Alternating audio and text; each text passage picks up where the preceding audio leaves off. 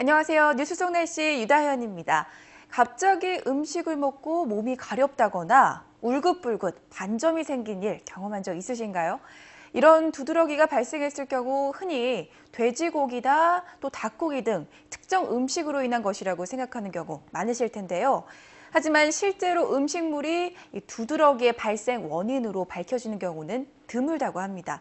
오늘은 흔히 발생하는 이 두드러기에 대해서 이야기 나눠보도록 하겠습니다. 디올 메디컬 허브의 김고은 원장 나오셨습니다. 원장님 안녕하세요. 안녕하세요. 네, 먼저 이 두드러기 정말 가려움을 참기가 어려운데요. 네. 도대체 이 원인은 어디에서 나오는 거죠? 두드러기는 대부분 그 원인을 명확하게 찾을 수 없는 경우가 많은데요. 네. 급성 두드러기의 50%, 만성 두드러기의 70%에서는 두드러기의 원인을 찾을 수 없고 전체 두드러기 환자의 일부에서만 원인을 밝힐 수 있습니다.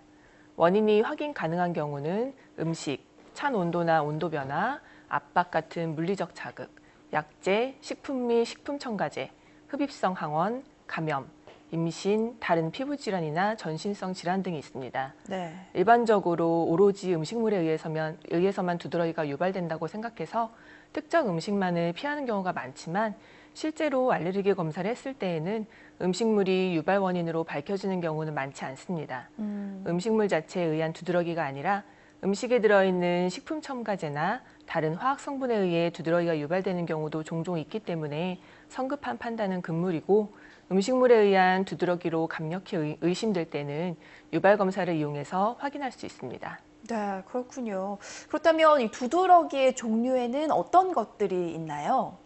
일반적으로 두드러기는 면역학적 기전과 비면역학적인 기전, 그리고 외부적인 요인에 의해서 유발되는 경우가 있는데요.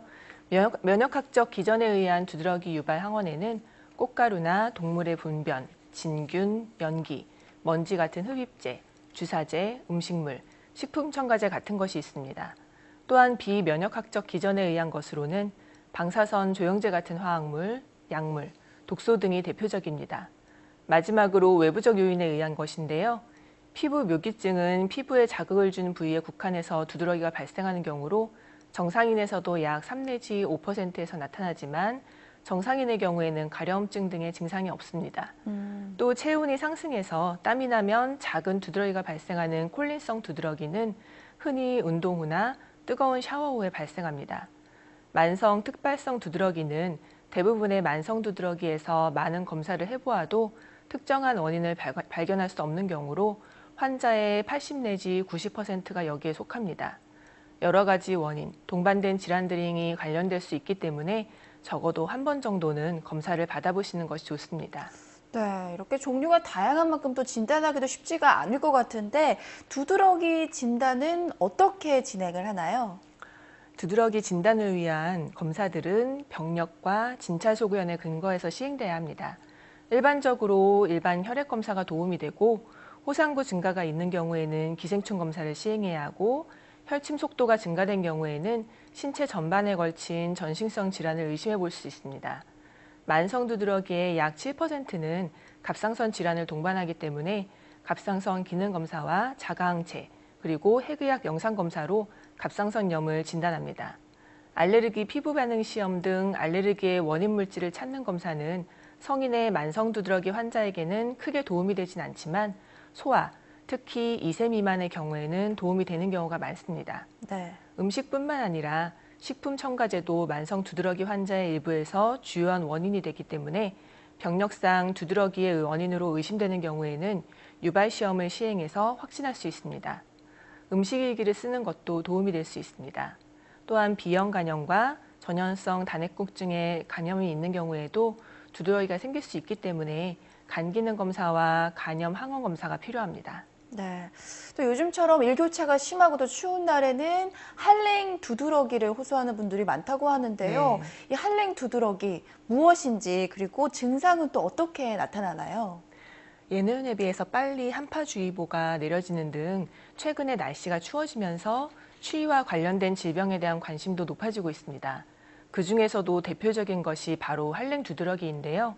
한랭 두드러기는 차가운 바람이나 찬물 등에 노출된 피부가 빨갛게 부풀어 오르고 가려움증과 함께 맥관부종, 아나필락시스 등이 나타나는 일종의 만성 두드러기 현상입니다.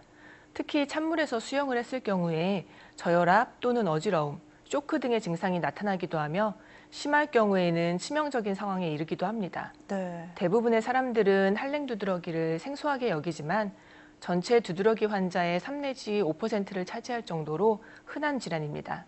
특히 요즘처럼 일교차가 10도 이상 차이 나고 차가운 바람이 부는 계절에 다발하는 특징을 갖고 있습니다. 따라서 차가운 공기 또는 찬물 등에 노출된 후에 피부 곳곳에 두드러기 증상이 발생하면 한랭 두드러기를 의심해 볼 필요가 있습니다. 네, 그렇군요. 그렇다면 두드러기 치료에는 또 어떤 방법들이 있나요? 보통 급성 두드러기의 경우에는 원인을 정확히 파악해서 피하는 것이 가장 중요합니다. 두드러기나 혈관 부종을 악화시키는 것으로 알려진 약물에는 아스피린, 소염 진통제, AC 억제제 등이 있습니다. 하지만 만성 두드러기의 경우에는 회피할 수 있는 원인을 찾는 경우가 드물기 때문에 대부분 증상을 호전시키는 약제로 두드러기를 치료하게 됩니다. 주로 저녁에만 나타나는 가벼운 두드러기인 경우에는 국소 노포제나 미지근한 물로 샤워를 해서 증상을 조절할 수 있고 과도한 스트레스도 두드러기를 악화시킬 수 있기 때문에 스트레스 관리가 필요합니다. 네. 두드러기 치료 약물로는 항히스타민제를 가장 많이 사용하게 되는데요. 만성 두드러기의 경우 최소의 용량으로 최대의 효과가 나타날 수 있도록 용량을 조정해야 하고 필요에 따라 복용하는 것이 아니라 규칙적으로 복용하는 것이 좋습니다. 두드러기가 심한 경우에는 일정 기간 동안 부신피질 호르몬제를 복용할 수 있으며 원인 질환이 있는 경우에는 원인 질환을 치료해야 합니다. 네. 또 많이들 궁금해하시는 것 중에 하나가 이 두드러기 부작용인데요. 약물 부작용인데 두드러기의 약에 정말 이 부작용이 있나요? 두드러기의 1차 치료제로 사용되는 항히스타민제는 히스타민이라는 물질의 활성을 저해하는 약제입니다.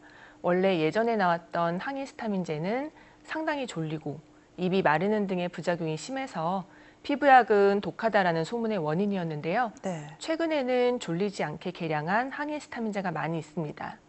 항히스타민제는 비교적 부작용 없는 순한약이기 때문에 필요시에는 추가적인 부작용 없이 상용량의 3 내지 4배까지 사용하는 경우도 많이 있습니다. 그 외에도 항류코트리엔제 혹은 위장약으로 잘 알려진 H2 저해제 등을 추가로 사용해 볼 수 있습니다. 잘 조절되던 두드러기가 갑자기 안 좋아지는 급성 악화 때에는 단기적으로 먹는 스테로이드제를 사용해 볼 수 있습니다. 네. 하지만 먹는 스테로이드를 장기적으로 사용했을 때에는 너무나 많은 부작용이 생길 수 있기 때문에 오래 사용할 수 없다는 단점이 있습니다.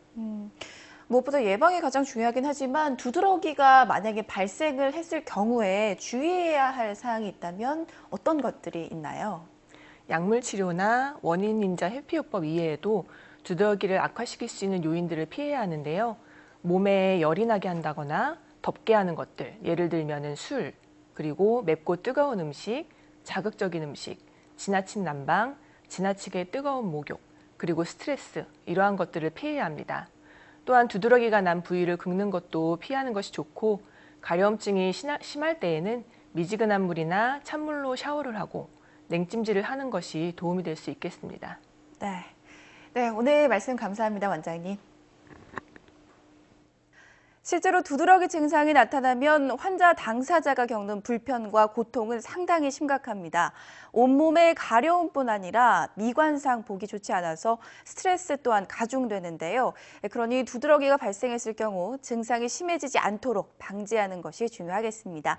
다가오는 겨울철, 지나치게 뜨거운 목욕이나 난방 등은 피하시고요. 생활 속 수칙들 준수해서 건강한 피부 유지하시기 바랍니다. 뉴스 속 날씨 오늘 준비한 소식은 여기까지입니다. 시청해주신 여러분 고맙습니다.